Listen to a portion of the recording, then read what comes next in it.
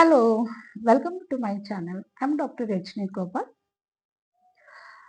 അഫാൻ എന്ന ചെറുപ്പക്കാരൻ നടത്തിയ കൊലപാതകങ്ങളെക്കുറിച്ച് ഒരു ഫോറൻസിക് എക്സ്പേർട്ട് എന്നുള്ള നിലയിലുള്ള എൻ്റെ നിരീക്ഷണങ്ങളാണ് നിങ്ങളുമായിട്ട് പങ്കുവയ്ക്കാൻ ആഗ്രഹിക്കുന്നത്. ക്രൈമുകൾ രണ്ട് രീതിയിലാണ് സംഭവിക്കുന്നത്. ഒന്ന് ആക്സിഡൻ്റലായിട്ട് സംഭവിക്കുന്ന ക്രൈം. ഇപ്പോൾ പെട്ടെന്നുണ്ടായ വികാരക്ഷോഭത്തിൽ അല്ലെങ്കിൽ പെട്ടെന്ന് ഒരു അടിപിടി ഉണ്ടായി, അപ്പോൾ അബദ്ധത്തിൽ നടത്തുന്ന ചില അബദ്ധത്തിൽ ആരെങ്കിലും മരിക്കുകയോ അല്ലെങ്കിൽ ബുദ്ധിമുട്ടുണ്ടാവുകയൊക്കെ ചെയ്യുന്നതിനെയാണ് നമ്മൾ ആക്സിഡൻ്റൽ ക്രൈം എന്ന് പറയുന്നത്. വേറെ ഒന്നെന്ന് പറയുന്നത് വളരെ വ്യക്തമായ കാരണത്തോടുകൂടി പ്ലാനിങ്ങോടുകൂടി വളരെ തക്കം പാർത്ത് വളരെ ക്ലിയർ ആയിട്ട് നടത്തുന്ന ക്രൈമുകളാണ്. അത് നമ്മൾ പ്ലാൻഡ് ക്രൈംസ് എന്ന് പറയും. അപ്പോൾ അഫാൻ നടത്തിയത് വളരെ ക്ലിയർ ആയിട്ടുള്ള വ്യക്തതയോടും കൃത്യതയോടുകൂടി നടത്തിയ ഒരു പ്ലാൻഡ് മർഡർ ആണെന്ന് തന്നെ പറയേണ്ടി വരും. ഈ കൊലപാതകങ്ങൾക്കിടയിൽ ഒന്നും അഫാന്റെ മനസ്സ് പതറിയതായിട്ട് കാണുന്നില്ല, മറിച്ച് തന്നെയാണ്. അപ്പോൾ അത് ഇതെല്ലാം സൂചിപ്പിക്കുന്നത് ഈ കൊലപാതകങ്ങളെല്ലാം വളരെ കൃത്യതയോടും മനസാന്നിധ്യത്തോടും കൂടി ചെയ്തതാണെന്ന് പറയാം. ലഹരി ഉപയോഗമാണ് ഈ കൊലയ്ക്ക് പിന്നിലെന്ന് പറയുന്നുണ്ട്. പക്ഷേ ലഹരി ഉപയോഗിച്ചിട്ട് ഇത്രയും ക്ലിയർ തിങ്കിങ്ങോടുകൂടി സൂക്ഷ്മതയോടുകൂടി വെൽ പ്ലാൻഡ് ആയിട്ട് ഇത്ര മണിക്കൂറുകൾ ഒരു വ്യക്തിക്ക് പിടിച്ചു നിൽക്കാൻ ബുദ്ധിമുട്ടാണ്. അപ്പോൾ ഈ ഓരോ കൊലപാതകത്തിന് ശേഷവും മദ്യം ഉപയോഗിച്ചു എന്ന് പറയുന്നുണ്ട്. എങ്കിൽ പോലും അത് ഇൻഹിബിഷൻ കുറയ്ക്കാൻ വേണ്ടി ഒരു ആത്മധൈര്യത്തിന് വേണ്ടിയിട്ട് കഴിച്ചതാണെന്ന് മാത്രമേ പറയാൻ പറ്റുള്ളൂ. അല്ലാതെ ഒരു ലഹരിയുടെ ഇൻഫ്ലുവൻസിൽ കൊണ്ടുവന്നുള്ളത് ഉറപ്പിച്ച് നമുക്ക് പറയാൻ പറ്റില്ല. വേറൊരു വാദഗതി എന്ന് പറയുന്നത് സിനിമകൾ ഈ കൊലപാതകത്തിന് ഇൻഫ്ലുവൻസ് ചെയ്തു എന്നതാണ്. ഞാൻ ഉദാഹരണം പറയാം. ഒരു സിനിമ കണ്ടു, നമുക്ക് ഇഷ്ടപ്പെട്ട ഒരു ഡാൻസ് സ്റ്റെപ്പ് കണ്ടു എന്ന് വിചാരിച്ചോളൂ. അപ്പോൾ നമ്മൾ അത് ഇമിറ്റേറ്റ് ചെയ്യാൻ ശ്രമിക്കുകയാണെങ്കിൽ ഫസ്റ്റ് ടൈം തന്നെ അത് ശരിയാവണമെന്നില്ല. ചിലപ്പോൾ ഒന്നോ രണ്ടോ പ്രാവശ്യമൊക്കെ അത് ചെയ്ത് നോക്കി എന്നാൽ മാത്രമേ അതിൻ്റെ കൃത്യത വരുന്നുള്ളൂ, അല്ലെങ്കിൽ പെർഫെക്ഷൻ വരുന്നുള്ളൂ. ഈ കൊലപാതകം വളരെ സൂക്ഷ്മതയോടുകൂടി കൃത്യമായിട്ടാണ് ചെയ്തത്. അത് ഒരു സിനിമ വാച്ച് ചെയ്തുകൊണ്ട് കിട്ടുന്ന സ്കില്ലൊന്നുമല്ല. ഇരകൾ കരയുന്നില്ല, അയൽപക്കക്കാർ പോലും അറിയുന്നത് പോലുമില്ല ഇങ്ങനൊരു ക്രൈം നടന്നു കഴിഞ്ഞു എന്നുള്ളത്. അത്രയും കൃത്യമായിട്ട് ഒരു ക്രൈം നടത്തണമെങ്കിൽ അതിനുള്ള സ്കിൽ ഉറപ്പായിട്ടുണ്ടായിരിക്കണം, മനസാന്നിധ്യം ഉണ്ടായിരിക്കണം. അപ്പം അതെല്ലാം സൂചിപ്പിക്കുന്നത് ഇതെല്ലാം സൂചിപ്പിക്കുന്നത് അവർക്ക് കൊല്ലുവാനുള്ള പരിശീലനം ലഭിച്ചിട്ടുണ്ട് എന്നുള്ളത് തന്നെയാണ്. വേറൊരു കാരണം കൂടിയുണ്ട്. ചുറ്റിക ഉപയോഗിച്ച് തനിക്ക് ഏറ്റവും ഇഷ്ടപ്പെട്ട ആളുകളെ എല്ലാം തലക്കടിച്ചു കൊല്ലുന്നു, മുഖം വികൃതമാക്കുന്നു. അപ്പോഴൊന്നും മനസ്സ് പതറുന്നില്ല. ഇതെല്ലാം ചെയ്തു കഴിഞ്ഞിട്ട് ചോര പുരണ്ട ഡ്രസ്സ് മാറ്റി നല്ലൊരു ഡ്രസ്സെല്ലാം ഇട്ട് വളരെ കൂളായിട്ടാണ് പോലീസ് സ്റ്റേഷനിൽ പോകുന്നത്. അപ്പോൾ അതും സൂചിപ്പിക്കുന്നത് ഈ ഒരു ഞാൻ പറഞ്ഞ വാദഗതി തന്നെയാണ്. അവർക്ക് ഇതെല്ലാം സൂചിപ്പിക്കുന്നത് അവർക്ക് വളരെ കൃത്യമായിട്ടുള്ള പരിശീലനം ലഭിച്ചിട്ടുണ്ട് എന്നത് തന്നെയാണ്. മാനസിക രോഗിയാണോ ഈ ഒരു വാദഗതിയും ആളുകൾ ഉന്നയിക്കുന്നുണ്ട്. എൻ്റെ അഭിപ്രായത്തിൽ അയാൾ മാനസിക രോഗിയല്ല. അല്ല. കാരണം മാനസിക രോഗിയായിട്ടുള്ള ഒരാൾ ഒരു വിഭ്രാന്തിയുടെ മുകളിൽ ചെയ്ത ഒരു ക്രൈം പോലെയല്ല ഇവിടെ നടത്തിയിരിക്കുന്ന ക്രൈം. ഒന്നും കൂടെ പറയട്ടെ, എല്ലാ മാനസിക രോഗികളും ക്രിമിനൽസ് അല്ല, അവർ ക്രൈം ചെയ്യുന്നില്ല. ക്രിമിനൽസിനകത്ത് വളരെ ചെറിയൊരു പെർസെൻറ്റേജ് ആളുകൾ മാത്രമേ ക്രൈം ചെയ്യുന്നുള്ളൂ. അപ്പോൾ ഫസ്റ്റ് തന്നെ എല്ലാ മാനസിക രോഗികളും ക്രൈം ചെയ്യുമെന്നുള്ളൊരു വിശ്വാസം ഇപ്പോൾ സമൂഹത്തിൽ ഉടലെടുക്കുന്നുണ്ട്. ഞാൻ വ്യക്തമായി പറയാം, വളരെ കുറച്ച് ശതമാനം ആളുകൾ മാത്രമേ ക്രിമിനൽ ആക്ടിവിറ്റിയിൽ ഏർപ്പെടുന്നുള്ളൂ. മാനസിക രോഗം ബാധിച്ചവർ വളരെ കുറച്ച് ശതമാനം മാത്രമേ ഉള്ളൂ.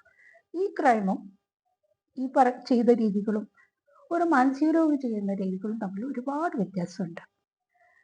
അയൽവാസികളോ കുടുംബക്കാരോ ഒന്നും അയാൾക്ക് മാനസിക രോഗമുള്ളതായിട്ട് പറഞ്ഞിട്ടില്ല. അയാൾ വളരെ സാധാരണയായിട്ടുള്ള അധികം ഒന്നും സംസാരിക്കാതെ അന്തർമുഖനായിട്ടുള്ള ഒരു വ്യക്തി എന്ന് മാത്രമേ ഇതുവരെയും പറഞ്ഞിട്ടുള്ളൂ. അപ്പോൾ അതും ഈ എൻ്റെ ഒരു വാദഗതിയെ സപ്പോർട്ട് ചെയ്യുന്നതാണ്. കാണിക്കുന്ന അസ്വസ്ഥതകളൊന്നും സാധാരണ ഒരു കൊലപാതകങ്ങളെല്ലാം നടത്തിയെല്ലാം കാണിക്കുന്ന ഒരു റെസ്പോൺസസ് മാത്രമാണ്. അത് മാത്രമല്ല, തൻ്റെ ഉമ്മ മരിച്ചിട്ടില്ല എന്നുള്ള അറിവ് ഈ പ്രതിയെ കൂടുതൽ അസ്വസ്ഥനാക്കുന്നുമുണ്ട്. ഏതൊരു കൊലപാതകത്തിനും വ്യക്തമായൊരു മോട്ടീവ് ഉണ്ടായിരിക്കും. ഈ കൊലപാതകത്തിൽ അങ്ങനെ പ്രത്യേകിച്ചൊരു വ്യക്തമായിട്ടുള്ളൊരു മോട്ടീവ് നമുക്ക് ഇതുവരെയും കണ്ടെത്താൻ പറ്റിയിട്ടില്ല. സാമ്പത്തിക പ്രശ്നങ്ങൾ എന്നെല്ലാം പറയുന്നുണ്ടെങ്കിലും അത് ഇത്രയും വലിയൊരു ക്രൈം, അത് വളരെ ക്രൂവലായിട്ടുള്ളൊരു ക്രൈം നടത്താനുള്ള കാരണമാകുന്നില്ല എന്നുള്ളത്. സാമ്പത്തിക അങ്ങനെ എല്ലാവരെയും കൊന്നിട്ട് സ്വയം മരിക്കാനുള്ളൊരു പ്ലാൻ ഉണ്ടായിരുന്നെങ്കിൽ ഇത്ര ക്രൂവലായിട്ട് ആളുകള് ഫാമിലി മെമ്പേഴ്സിന്റെ ഇത്ര ക്രൂവലായിട്ട് ഫാമിലി മെമ്പേഴ്സിനെ കൊല്ലേണ്ട കാര്യവും ഉണ്ടായിരുന്നില്ല. ഇനി സാമ്പത്തിക പ്രശ്നങ്ങൾ ഉണ്ടെന്ന് പറയുന്നുണ്ടെങ്കിലും അതിനും വ്യക്തതയില്ല. കാരണം പ്രതിയുടെ പിതാവ് പറയുന്നു 5 ലക്ഷത്തിന്റെ കടബാധ്യതയുള്ളൂ എന്ന്. പക്ഷെ പ്രതി പറയുന്നു 75 ലക്ഷത്തിന്റെ കടബാധ്യത ഉണ്ടെന്നുള്ളത്. എന്തു തന്നെയായാലും കടബാധ്യത ഉണ്ട് എന്നുള്ളത് പല സോഴ്സിൽ നിന്നും നമുക്ക് മനസ്സിലാവുന്നുണ്ട്. പക്ഷേ അതിന് കുടുംബക്കാരെ ഇതുപോലെ കൊല്ലണോ എന്നുള്ള ഒരു ക്വസ്റ്റ്യൻ ചോദിക്കേണ്ടത് തന്നെയാണ്. എത്രയോ ആളുകൾ ഇതിനേക്കാളും ബാധ്യതയുള്ള ആൾക്കാർ ജീവിക്കുന്നുണ്ട്. അവരാരും ഫാമിലി മെമ്പേഴ്സിനെ കൊല്ലുന്നില്ലല്ലോ, അതും ഇത്ര ക്രൂവലായിട്ട് കൊല്ലുന്നില്ലല്ലോ.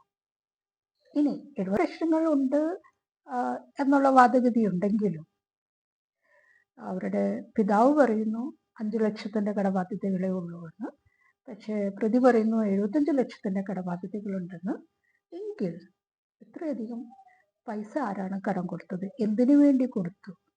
അതുമാത്രമല്ല, ആഡംബര വാഹനങ്ങളെല്ലാം മേടിച്ചിട്ടുമുണ്ട്. രാത്രികാലങ്ങളിൽ ഈ വ്യക്തി പുറത്തു പോകുന്നുണ്ട്, കൂടുതലും സമയം പുറത്താണ് ചെലവഴിക്കുന്നത് എന്ന് പറയുന്നു. അങ്ങനെയാണെങ്കിൽ എന്താണ് ഈ ദുരൂഹമായിട്ടുള്ള പണമിടപാടുകൾ എന്ന് അന്വേഷിക്കേണ്ടതുണ്ട്. അതിൻ്റെ സോഴ്സ് എന്താണ്?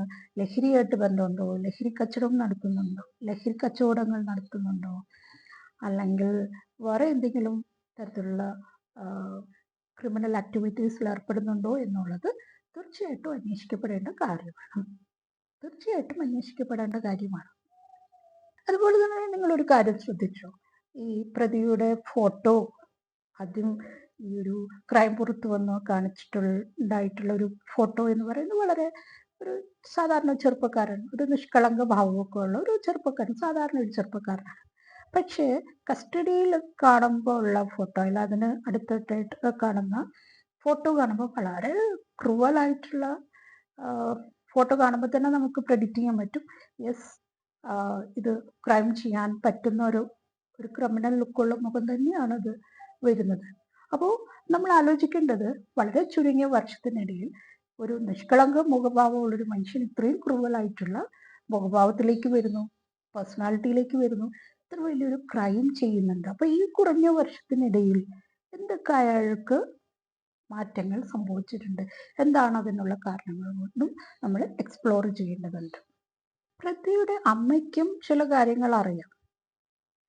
അതുകൊണ്ടാണ് കട്ടിലിൽ നിന്ന് വീണാണ് തലയ്ക്ക് പരിക്കേറ്റതെന്ന് അവർ വീണ്ടും വീണ്ടും ആവർത്തിച്ച് പറയുന്നത്. ഒരു പക്ഷേ അവരെ തലയ്ക്ക് അടിക്കുന്നതിന് മുമ്പ് അവർ ചിലപ്പോൾ കണ്ടിട്ടുണ്ടാവാം മകൻ ആക്രമിക്കുന്നത്. അതുകൊണ്ടാണ് ഇത് ബോധം വന്നപ്പോൾ തന്നെ ചെറിയ മകനെ കുറിച്ച് ആവലാതിപ്പെടുന്നത്. ചെറിയ മകൻ എന്ത് സംഭവിച്ചു എന്ന് അവർ കൂടെ ചോദിക്കുന്നതും അതുകൊണ്ടായിരിക്കും. കുട്ടികൾ ആൺകുട്ടി എന്ന നിലയിൽ കൂടുതൽ ഡൊമിനൻസ് കാണിച്ചിട്ടുണ്ടാവും, അമ്മയുടെ നിയന്ത്രണത്തിൽ വന്നിട്ടുണ്ടാവില്ല. അമ്മയ്ക്ക് മകനെ ഫോളോ ചെയ്യേണ്ട രീതിയിലേക്കായിരിക്കും വന്നിട്ടുണ്ടാവും. അപ്പം മകൻ ചെയ്യുന്ന പല കാര്യങ്ങളും, തെറ്റായ കാര്യങ്ങളെല്ലാം നിശബ്ദതയോടുകൂടി അപ്രൂവ് ചെയ്യേണ്ട ഒരു സാഹചര്യവും അവിടെ ഉണ്ടാവാം. അതുകൊണ്ടാണ് അമ്മ മകനെ രക്ഷിക്കാൻ, അമ്മയ്ക്ക് അറിയാം പല കാര്യങ്ങളും അവർ മറച്ചു വെക്കുന്നത് കൊണ്ടാണ് അവർ മറച്ചു വയ്ക്കാൻ ശ്രമിക്കുന്നുണ്ട്. കാരണം തലയിടിച്ച് വീണമെന്ന് പറഞ്ഞു കഴിഞ്ഞാൽ പല കാര്യങ്ങളും പ്രൂവ് ചെയ്യില്ല എന്നുള്ള ഒരു രീതി കൊണ്ടാണ് അവർ വളരെ സ്റ്റിക്ക് ഓൺ ചെയ്യുന്നത്. ആ ഒരു ബെഡിൽ നിന്ന് വീണാണ് പരിക്ക് പറ്റി എന്നുള്ള വാദഗതിയിൽ തന്നെ അവർ ഉറച്ചു നിൽക്കുന്നത്. മാതൃസ്നേഹം എന്നൊക്കെ പൂഴ്ത്തി പാടുമെങ്കിലും അതൊന്നുമല്ല. അത് വ്യക്തമായിട്ട് അവർക്ക് കാരണം അറിയാം. അതുകൊണ്ട് അവർ അത് അത് കവറപ്പ് ചെയ്യുകയാണ് ചെയ്യുന്നത് ശരിക്കും. മാത്രമല്ല, പിതാവിനെ കാണുവാനായിട്ട് പ്രതി വിദേശത്ത് പോയിട്ടുണ്ടായിരുന്നു. അപ്പോൾ അവിടെ വെച്ച് എന്തെങ്കിലും പ്രശ്നങ്ങളുണ്ടായോ, അല്ലെങ്കിൽ എന്തെങ്കിലും അഭിപ്രായ വ്യത്യാസങ്ങളോ കാരണങ്ങൾ കൊണ്ടും ഇതുപോലുള്ള കൊല്ലാനുള്ള ഒരു മാനസികാവസ്ഥയിലേക്ക് വന്നിട്ടുണ്ടോ എന്നുള്ളതും എക്സ്പ്ലോർ ചെയ്യേണ്ടതാണ്.